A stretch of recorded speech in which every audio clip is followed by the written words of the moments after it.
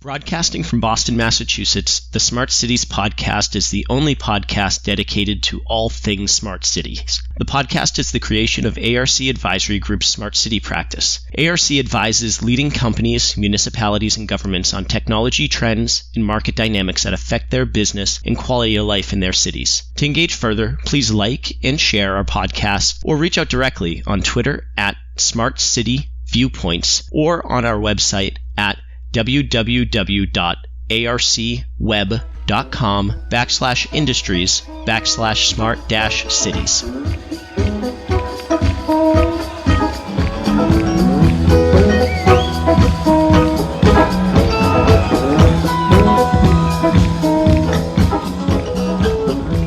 Welcome again to another episode of the Smart City Podcast. Today, I'm thrilled to be joined by Brandon Branham, the CTO of the Curiosity Lab and Assistant City Manager of Peachtree Corners, Georgia. Welcome, Brandon. How are you today? Doing well. Thanks for having me, Jim. All right. Hey, it's great to have you. Let's jump right in. Let's just get started with, can you tell us a little bit about yourself, about your organization, and how you came to this interesting space? Yeah, no, thanks. Actually, not a native Georgian, so originally from Kansas. Go Chiefs! After that, it is football season. But been in local government 16 years now, going on 17. Starting in actually the new city movement in Georgia back in 2005. We saw a movement in Georgia for a new city creation from local, getting more local control for your residents. And so started in city of Sandy Springs, just to the west of us here in Peachtree Corners. And then when the city of Peachtree Corners came into incorporation in 2012, had the opportunity to come over and start the city from ground zero. So I've been here since the beginning, very fortunate to be in a place like Peachtree Corners because it's really unique history. Was developed in the late 60s, early 70s by a Georgia Tech grad turned developer who got tired of seeing the brain drain leave Georgia for high-tech jobs. So he came way out here. We're about 20 miles north of downtown Atlanta, started speculatively building Georgia's first technology office park to recruit technology companies, and very successful, huge history and innovation. The Hayes modem was actually invented right here in Peachtree Corners. The color printer in Scientific Atlanta, which is now Cisco, was founded 5 buildings down from where I'm sitting right now. So I have this really rich history of innovation. Fast forward a few decades, Peachtree Corners Incorporated. We started, getting our operational legs under us from providing services and started looking at, ways to drive business and economic development growth, and wanted to lean on that history of innovation as kind of our path.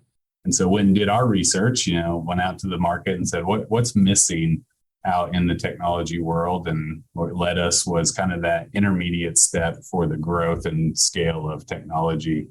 There was lots of good closed class courses and testing facilities. You have one in Florida, SunTrax. We mentioned that one. M-City up in Michigan, a few of those, but there wasn't a good intermediate step for this technology to take place before it scaled into like a really urban place like New York or Austin or Dallas. So we, took our journey into developing a living laboratory for emerging technologies. So we, in this technology office park, created a space on the public roadway that companies could come use public infrastructure, work with the government, work with other private entities in our innovation center to test, develop, deploy, or even demonstrate some of these newer technologies in the smart mobility space or IoT or smart cities.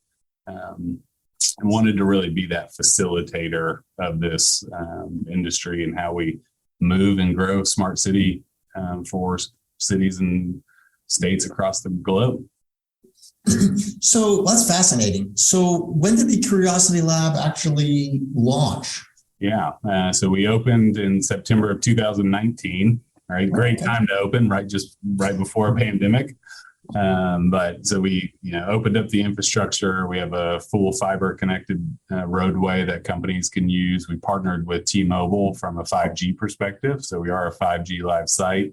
all three bands. So companies can test upper, mid, and lower. And they actually staff people here on site in our innovation center to help companies interact with their network.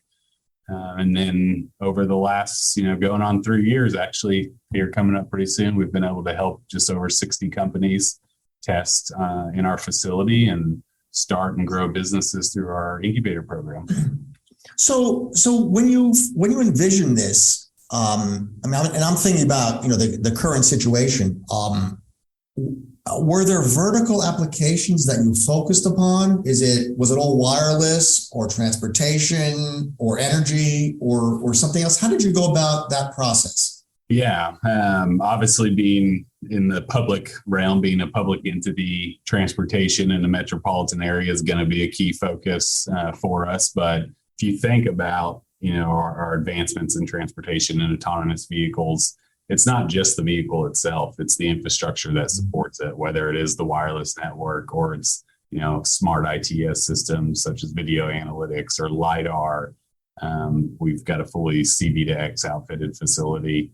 And so it's pulling all of those pieces together. So it's hard to say it was one narrow patch. The thought of Curiosity Lab actually started around autonomous vehicles. We had a council member who was dead set on, this is the future. Autonomous vehicles are coming. We've got to do something about it. How do we react to this? But led to crazy conversations with lots of companies of, hey, could you do this? Could we do this? And so we see ourselves as being, our job is to say yes. So that's been my directive from our bosses.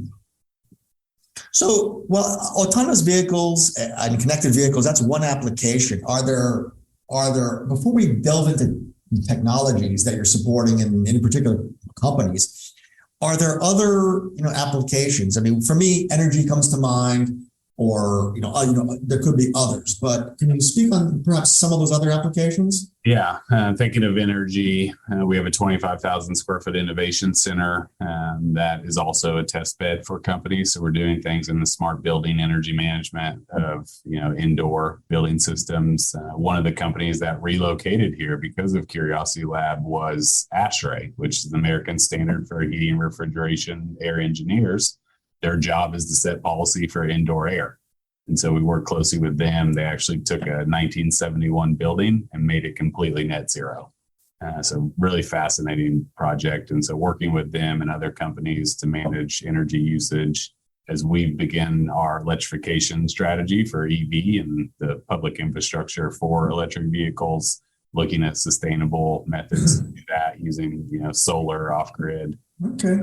Before we leave energy, I believe I noticed one of your local utilities being a partner too. Who are they? What are they involved in? Yeah, so Georgia Power, largest utility in the state of Georgia, they saw an opportunity early on with us, twofold. One was, the energy that's going to be needed to deploy all of these devices to focus on electrification as they get ready for EV. So they actually designated Curiosity Lab as their innovation corridor. So they own over 1 million streetlights across the state. They needed a place to, put some of these applications in the real world environment to test and learn from. The streetlight really is probably the greatest asset in smart city deployments currently.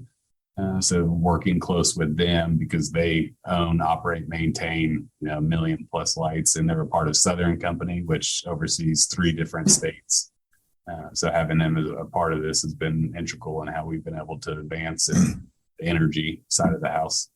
Okay, well, I'd be remiss if I didn't talk about electrification. You mentioned that. What efforts do you have around electrification? Yeah. So last year, through some of our partnerships in the lab, out of Curiosity Lab, we actually opened Metro Atlanta's largest charging hub with both DC fast charging as well as level 2. So we've got 16 350 kW chargers in the core of our downtown. So that was working with Tesla and Electrify America to bring that into the heart of our downtown. As you think of, activity for cities, charging can be a play to draw people because they're going to be there charging 30 to 40 minutes. Well, they're probably going to go shop in your stores, eat in your restaurants, be a part of that environment. from start to finish. And because of Georgia Power and the partnerships that we put into place from when we said, okay, this is the site location we all agree on, to install was 2.5 months, which for a utility is moving very quickly. We upsized transformer to 1.5 megawatt to carry the load across 16 chargers.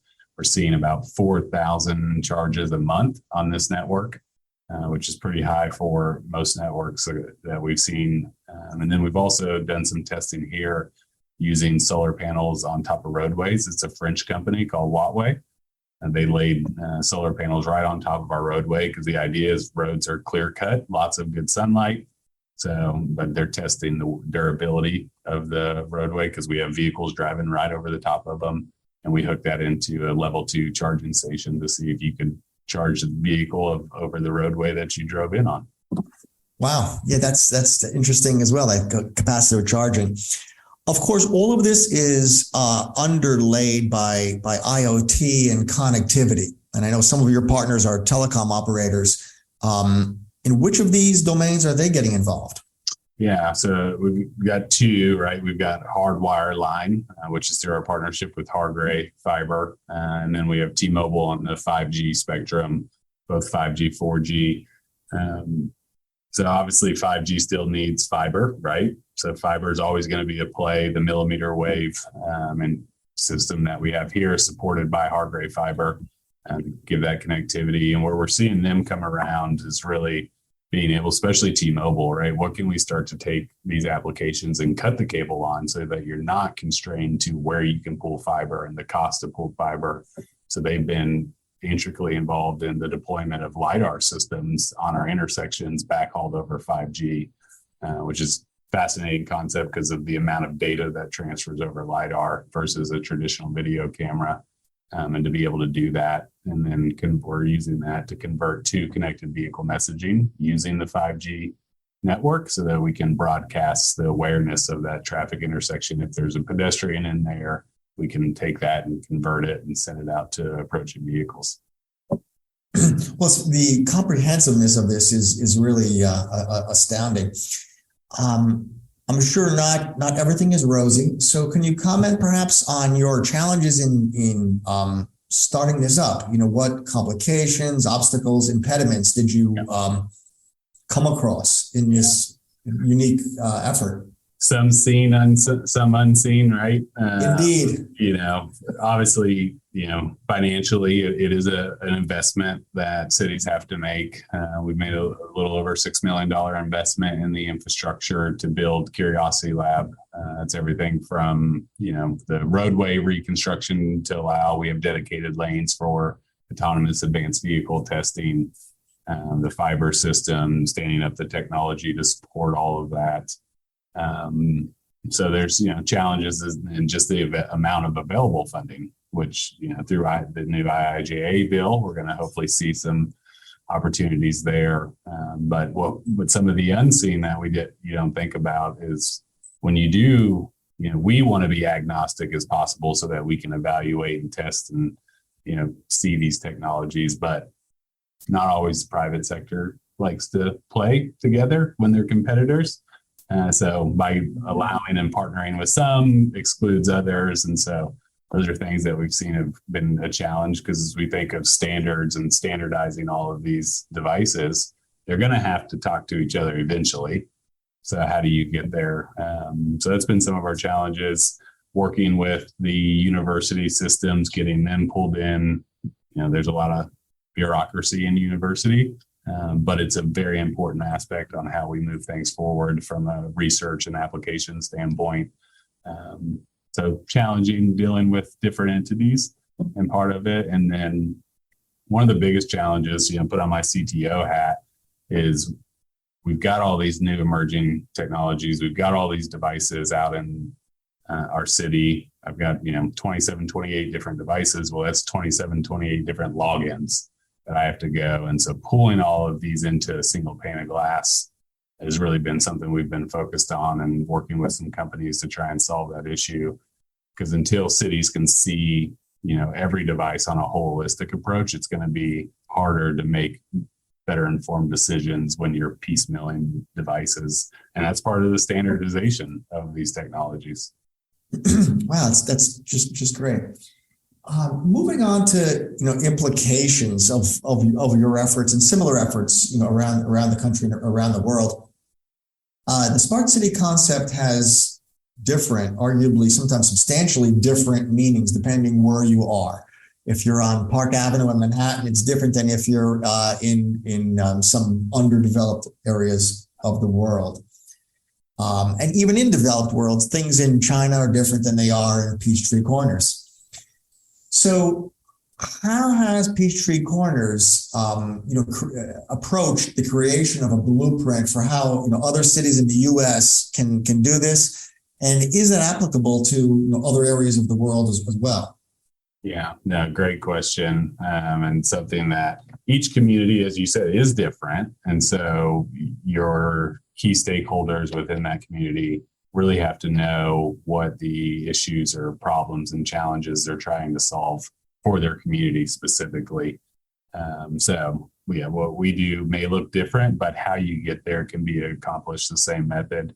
And really, we've really approached this from a public-private model. A true triple P, as they call it, to bring in these innovative companies and collaborators to have the seat at the table to really discuss these and find the best solution to do that. And that model can be shared, no matter what city you're in. We started to see that, breakdown of the traditional buy and sell relationship between private and public sector to really getting and rolling up your sleeves into these problems to solve and creating new opportunities through the companies. And so we always say, know what the problem is you're trying to solve. It doesn't have to be a big one, right? It could be, we've got a park where we put trash sensors out so that we're better utilizing our staff's time, not going to a trash can that's empty.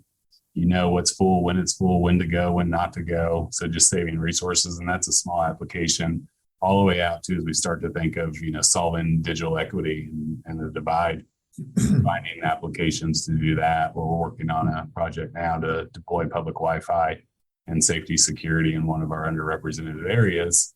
And that was through a combination of both fiber, wireless, street lighting, so our utility company, and a startup out of Israel to bring a package together to provide that service in this area. So you can take as far as a blueprint, I'm thinking about your garbage example. I think you went quite quickly there, but it does sound to me that as if you actually documented all of the user needs required in that particular application and then created a feature set to satisfy them. Would that be an accurate representation? Yeah. We had one set of cans before. We knew kind of that documented route that our public works team had to do in order to manage that. And as we said, okay, here's an easy potential way to solve that. So if we do this, this, and this, layer your options out, what you need to support that infrastructure that's there, and then move that path forward. We did a similar thing for our smart parking application in our downtown. We built a 2-acre green space where we hold concerts and events for the community. Usually draw 3,000 to 4,000 people to a concert. We only have 1,000 on site parking. So, we all hate driving around looking for a spot. So we did a smart parking application, integrated it with our community app so we can let our residents and visitors know before they get there, hey, parking's full, go ahead and go to overflow. And then obviously it brings in a safety security aspect for your public spaces as well. Certainly. Can you tell us about some firsts and successes that the city has entered into? Yeah, we've had some very unique firsts. We've had the first deployment of teleoperated e-scooters. So think Uber, but for an e-scooter, you call it, it comes to you. This is a company back in 2019 trying to fix the clutter issue as we really had that onset of micromobility. So they had drivers down in Mexico City could remote into the e-scooter and drive it to location. So if you got off, they could put it back to a docking station. Kind of weird seeing an e-scooter go down the road with nobody on it. it took a little while to get used to that. We had the first deployment of a fully autonomous shuttle operating on a public roadway back in 2019 as well.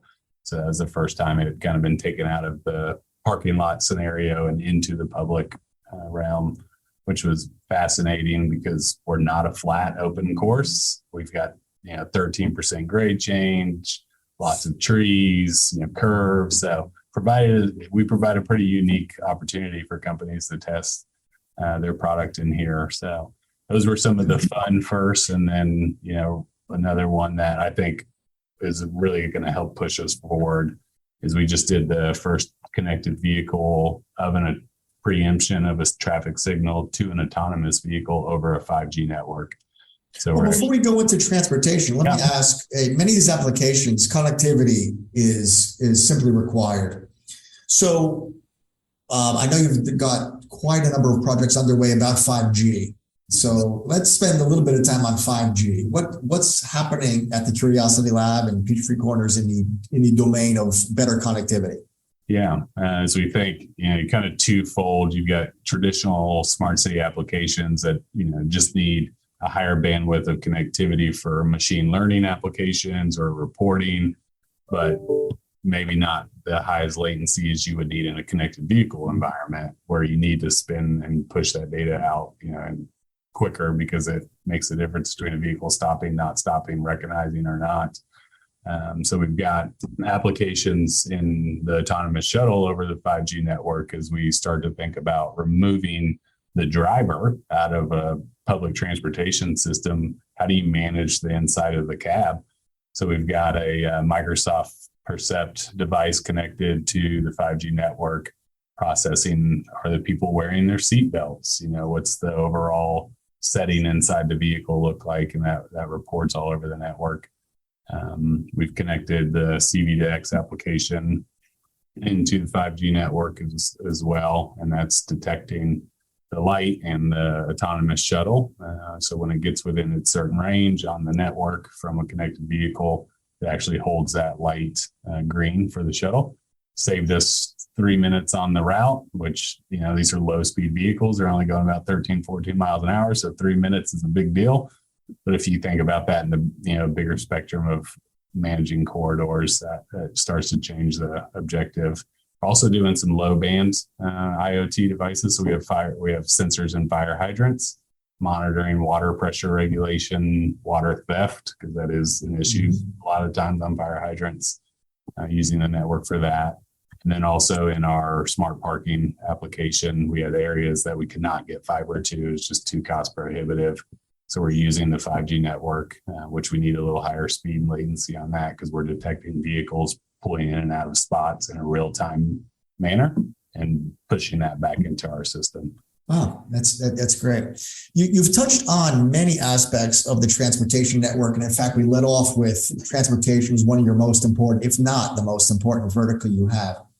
So let's go slowly and granularly through a number of your transportation projects. So let's first talk about, perhaps what is a connected vehicle and what's C2VX and why is it important? Let's just focus on that one as our first stepping stone.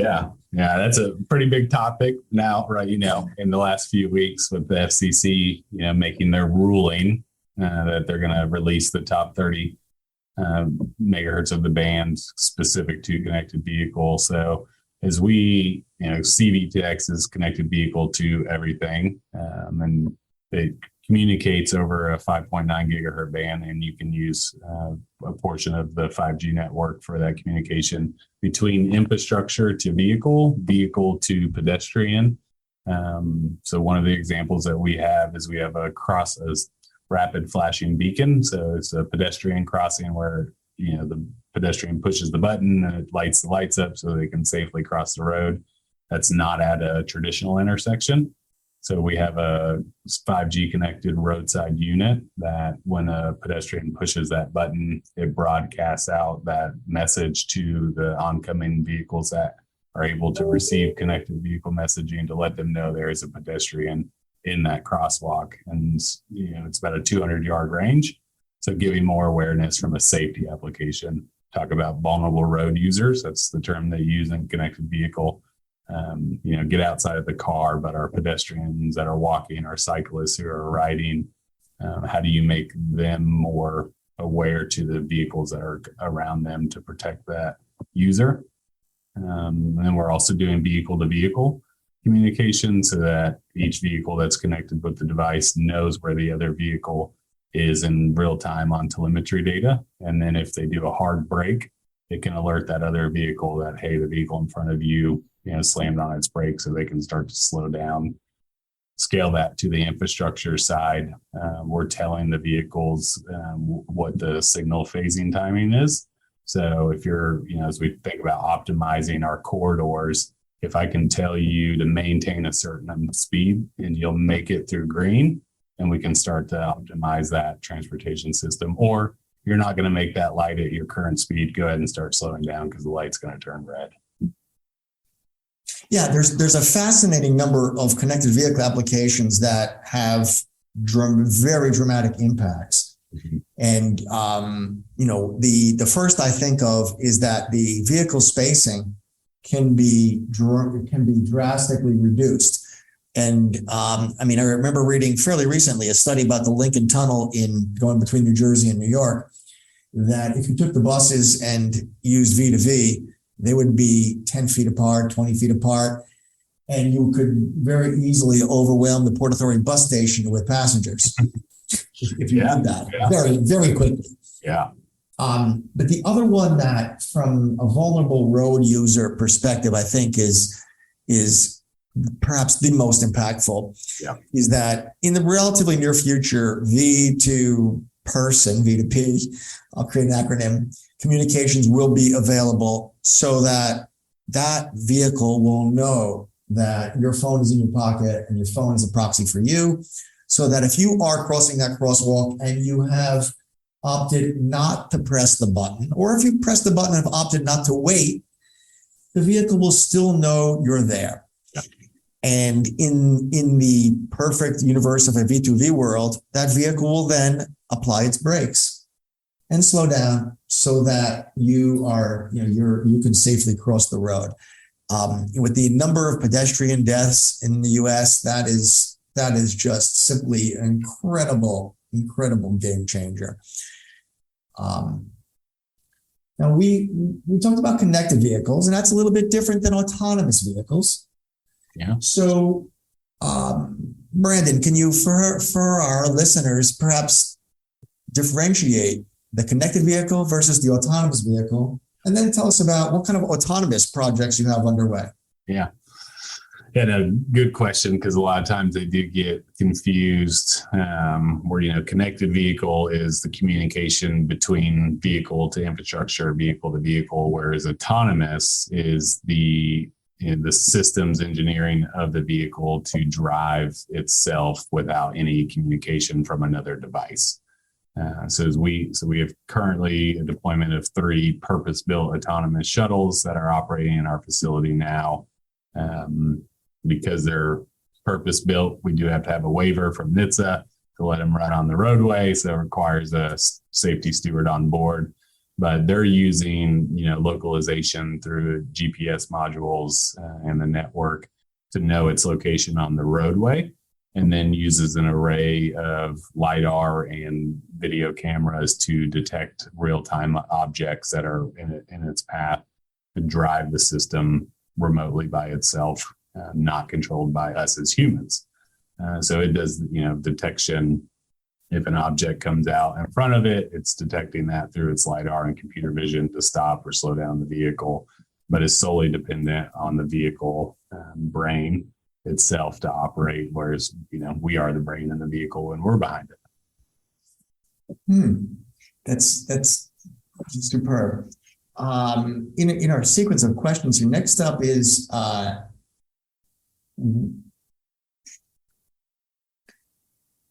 given the insights you've generated on this fully connected street, be it V2V or autonomous,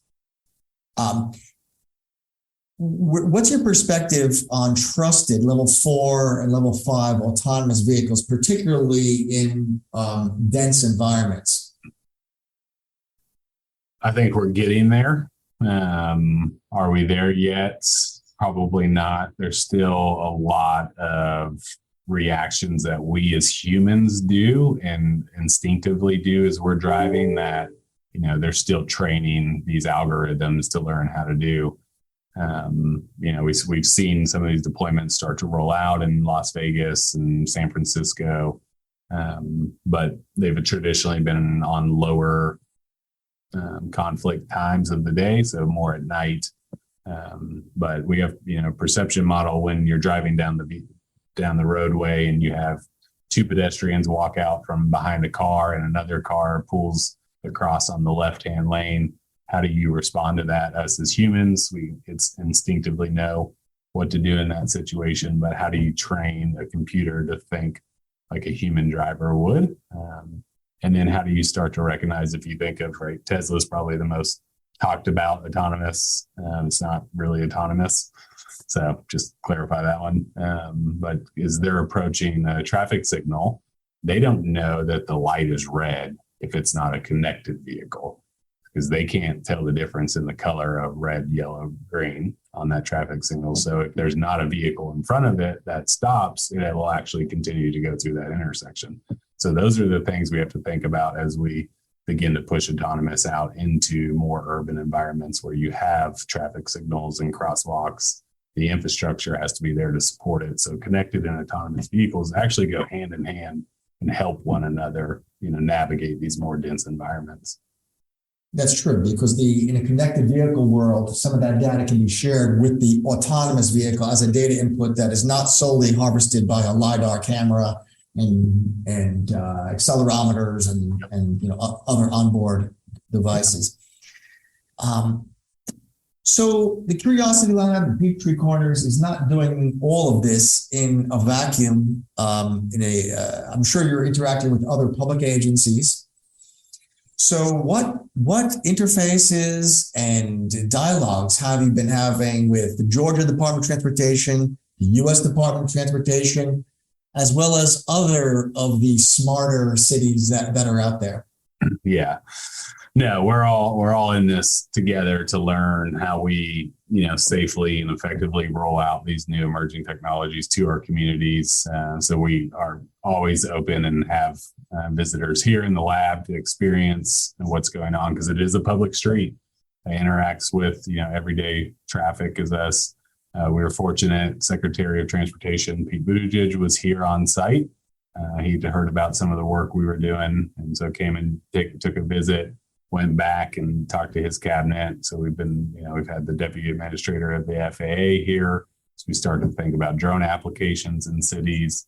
The CIO of the USDOT was just here 3 weeks ago, getting to learn from this and then working with all of our other constituents. It's a pretty tight-knit group in the smart city world.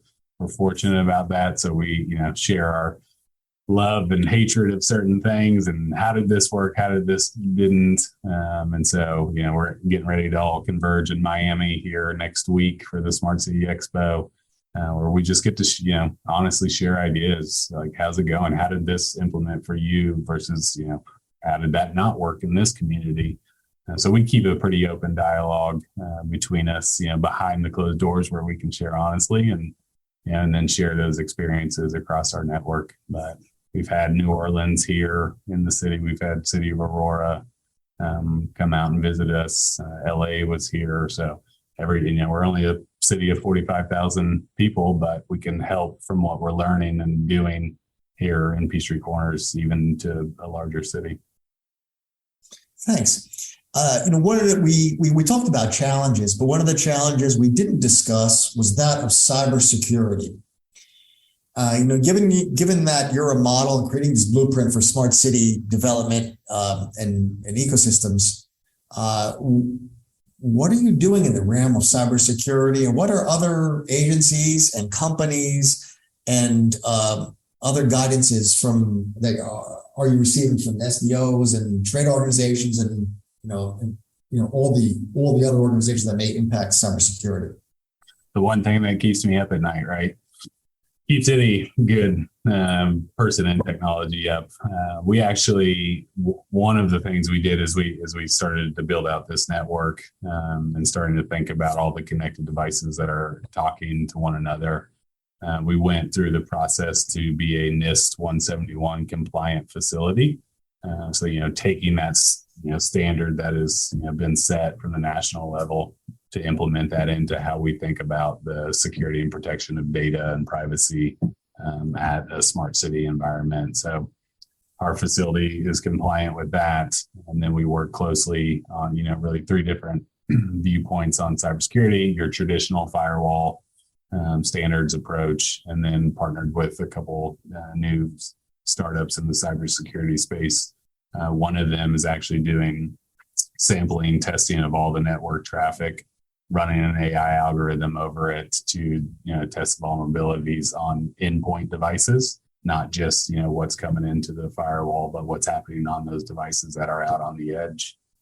So continuing to do that, but as we all know, you can pay the most amount of money for the greatest and latest and defense mechanisms, but training that user, still the most important thing we can do is to protect ourselves. That 12 inches between keyboard and chair, most dangerous part of any organization. That's interesting.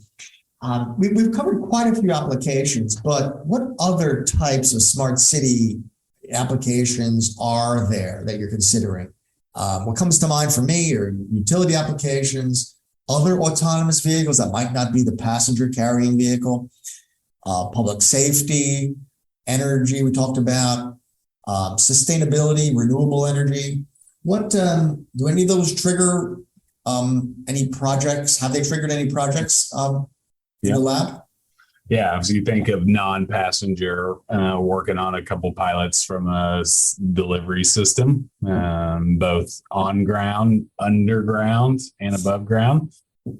So what does that look like as we start to implement these autonomous systems throughout and all electric? So, thinking about energy conservation. So we'll have those. And what is that? When you have a robotic delivery system on your sidewalks crossing your roadways, how do you, manage that through your transportation systems? Because, sometimes they don't move as fast as us as humans when we walk across an intersection. And so you have to balance that. We're doing some in the energy space. We're in the process of building a 2.6 acre multimodal EV hub. So as we think of bringing big transit onto the conversion of electric, creating a space for a handoff to last mile opportunities, whether it be autonomous shuttle, e-scooter, and e-bike, all converging in a single location, and then adding the charging infrastructure to support the local area, both DC and level 2, but bringing solar as a part of that to balance the load and demand on the grid. Doing some power wall sharing, using battery banks to offset some of the demand and decrease power load between vehicles the best you can, but also create a community gathering spot for those residents and employees who work in the park where we're building this. So having a public Wi-Fi system, covered seating, food truck corrals, so not just focusing on vehicle, but the community that supports all of it as well. So in terms of recommendations to others that are aspiring to follow down the same path, we talked about the challenges of starting and initiating the Curiosity Lab, but what are the major challenges that a city may face, or some other public agency, a highway authority, for example? Always resources. That's always the number one challenge, no doubt about it. Local government up to state government is always strapped for resources and financing. That should be changing here. We're about to see, generational money come down through the IIJA bill that can really help a lot of cities in this approach.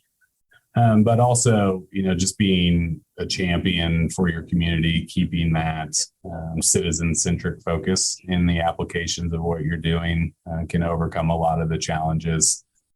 Opening up the conversation with the private sector. Government wasn't traditionally known for innovating. that's changing, but bringing those to the table to have those conversations, because that dynamic has changed a lot over the last 4 or 5 years. Well, more specifically, let's go through perhaps a few pillars of building a smart city. What recommendations or guidance can you give in terms of planning? How did you approach the planning process for any of this? Yeah. You always have to start with your base layer of connectivity. Some cities are fortunate and they have a very robust fiber network. Some cities are not. So, laying that foundation to know where you have access, where you don't, where you're going to need wireless versus wired to build that network so that you can build the base for any of the other applications that come in. And then it's going to be need driven, no doubt about it. So where your connectivity is, your application that's going to come on, that's going to be there to support, whether it's a digital divide project where you're bringing connectivity into a neighborhood, or you're using it to provide a service to enhance your city operations, whether it's your public works facility or your transportation or your police services. But start with that goal of what you need to accomplish first, know your connectivity layer, and then go out to your partners to start to look at the devices that are able to meet those needs. Okay. In defining that goal, how important is the role of stakeholders, and how do you define your stakeholder communities? Yeah, very important, because you're not going to get funding without your stakeholders. One is, most all people inside of a local organization know what their community is asking for, whether it is to enhance the service that you're providing directly, or just to make their interaction with the public environment a little better. So you've got that stakeholder feedback from them. You've got your boards and commissions that are within your city, and then you have your elected body, obviously your biggest champion as you go out, because they're the ones that are approving the funding for all of this. So if you build that and the relationships across those lines, and then, most jurisdictions, most cities are operated on the city manager form of government. So having your city manager, be a champion of what the work you're doing as well is a key part of that stakeholder engagement. And I think if you get all of them aligned on the intent and the purpose behind it, and then have your data to show the impact that it can have for your community, they'll usually support it. Okay. Generally speaking, you mentioned a number of different technologies, but, as you go in this process of planning and stakeholder engagement and community definitions and all of that, what technologies should a city manager have in mind, or a stakeholder, that are the hot buttons that really could drive this whole process forward? Is it 5G? Is it something else? Yeah.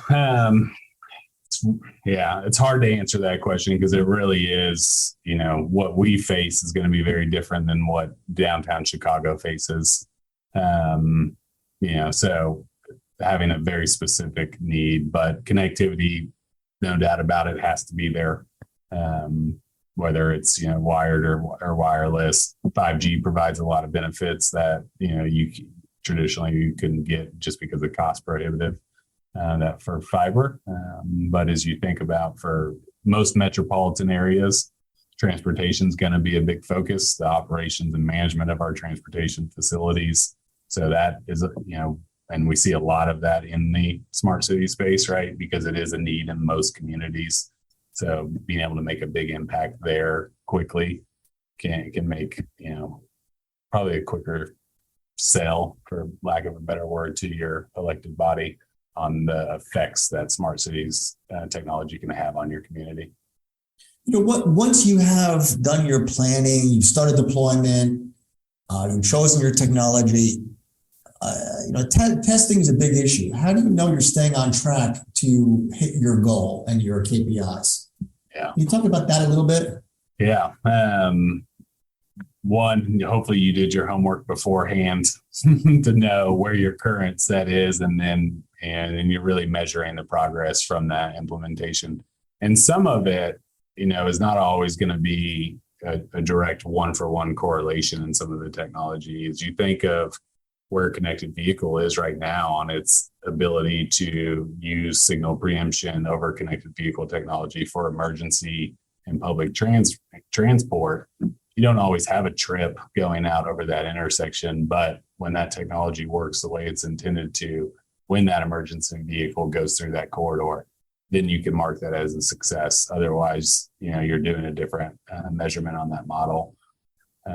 But it's, if we think of our trash example, if we saved our public works, 30% in travel time, which then saved us, X dollars amount on gas and resources for the vehicle and the equipment, you can measure those, pretty easily.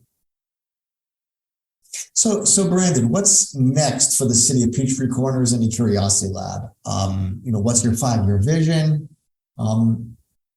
What's the Curiosity Lab going to look like in 5 years? Yeah. A big focus of what we do is economic development for the growth and creating the synergies between our business community and the city itself. So continuing to grow that business base. We're actually we 45,000 residents, but we also have 45,000 jobs. So we are a regional job hub, which actually allows us to be a zero millage rate city. So we actually don't charge city property taxes to our businesses and residents. So continuing to use this as kind of the catalyst to drive that city where people want to be. And we're fortunate. We just had a medical company relocate. They're opening their East Coast headquarters, $650 million investment, 1,500 new jobs into the community because they liked the model that we were doing with public and private really coming together to drive forward innovation and create a space like Silicon Valley. We call it Silicon Orchard here. So continuing down that path and then expanding the footprint of testing application and opportunities. Right now, we're on a 3-mile section of roadway that companies really have free reign to come and test and deploy. We're going to expand that process out wider so it gives them more access, more learning capabilities across the city as a whole.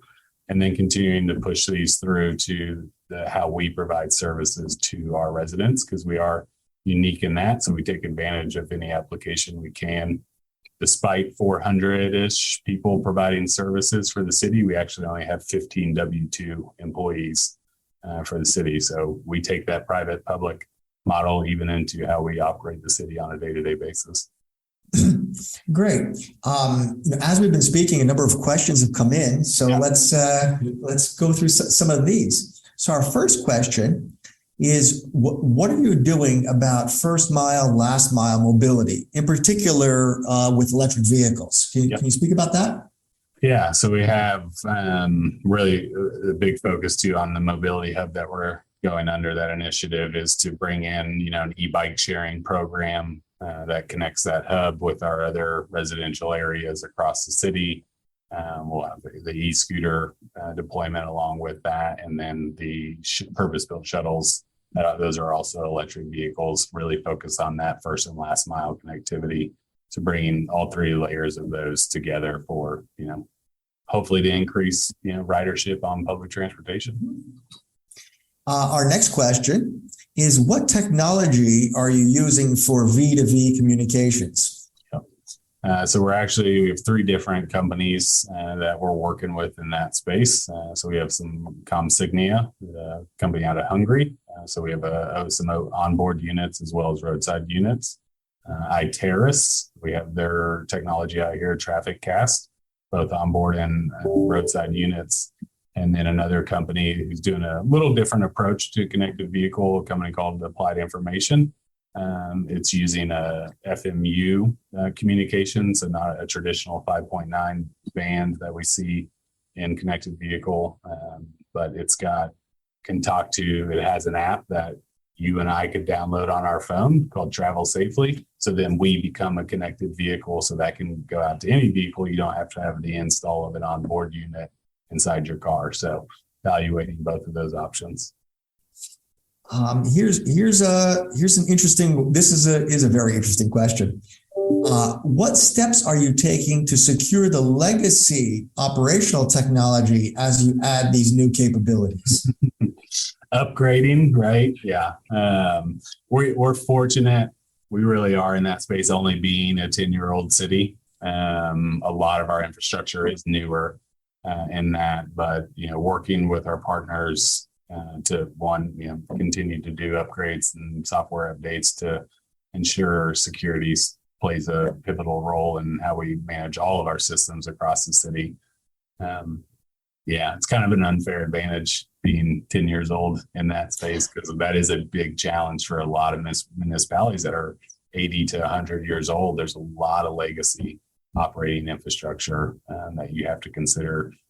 That's not always easy to manage, but do as much as you can, upgrade when you can, and then find creative ways. Sure. Our next question is, are you integrating lighting into your smart city initiatives as well? And I'll even expand upon that, what about IoT sensors and streetlight heads, and what does that do for your entire architecture? We've talked about challenges. This is one of our challenges. So we have our utility partner, Georgia Power, but they are owner, operator, maintainer of all lighting across the city, and so they have and across the state, million plus streetlights. So they're only able to do a certain amount of creativity in the lighting space because of their footprint. We did do a citywide conversion to LED back in 2018. So all of our street lighting is LED. One of our pilot projects that we're getting to work on now that will be coming out here shortly is we're using a lighting head company called Jugano. So inside the lighting head, it's got the Wi-Fi access point, it's got a 5G backhaul, it's got CCTV, and then we can create a mesh network, and it's an LED light that can be managed at a little better pace than what traditionally has been in the past. So all converging all of that in a single unit, and going to deploy that across one of our neighborhoods. Great. Well, we're nearing the end of our time together, so we'll take one more question, and it is about are there opportunities within the Curiosity Lab for foreign investors and foreign investment? Yes, we actually focus a lot on the foreign industry. We have 5 relationships with 5 countries formally: Canada, Israel, Taiwan, UK, and most recently in France. We were selected as part of the La French Tech program, where the French government is funneling French startups to North America. And we were selected as one of 6 locations across the country to be that landing pad for them. So we bring a lot of the international community in. We've had 9 companies from Israel testing the facility and bring the VC market. Same from Canada. We've got our first 2 Taiwanese companies coming in. So yes, very open to our foreign relationships. Well, Brandon, this really has been a fascinating discussion today. We're nearing the end of our time. So do you have any final words for our audience today? Yeah. One, thank you, Jim, for this opportunity to share the work that we've been doing. And, as any of our other local municipalities and governments listening, continue to do great work, be bold, be brave in what you're doing, keep pushing forward. It's a great opportunity that we're ahead of right now. And just, we're here, we're open. Come join us at Curiosity Lab. Yeah. So how does a listener then learn more about these efforts? Can you share your contact information or that of the Curiosity Lab? Yeah. So you can visit our site, curiositylabptc.com. Learn more about what we're doing through that facility. Our contact information is on there. So reach out. Love to host you anytime to see our facility in action. Well, thank you, Brandon. Once again, our guest today on the Smart City Podcast has been Brandon Branham, the CTO of the Curiosity Lab and the Assistant City Manager of Peachtree Corners, Georgia. This has been fascinating, and I thank you again for being our guest today, and I look forward to all of our listeners on another edition of the Smart City Podcast. Thanks, Brandon. Broadcasting from Boston, Massachusetts, the Smart Cities podcast is the only podcast dedicated to all things smart cities. The podcast is the creation of ARC Advisory Group's Smart City practice. ARC advises leading companies, municipalities, and governments on technology trends and market dynamics that affect their business and quality of life in their cities. To engage further, please like and share our podcast or reach out directly on Twitter at Smart City Viewpoints or on our website at www.arcweb.com/industries/smart-cities.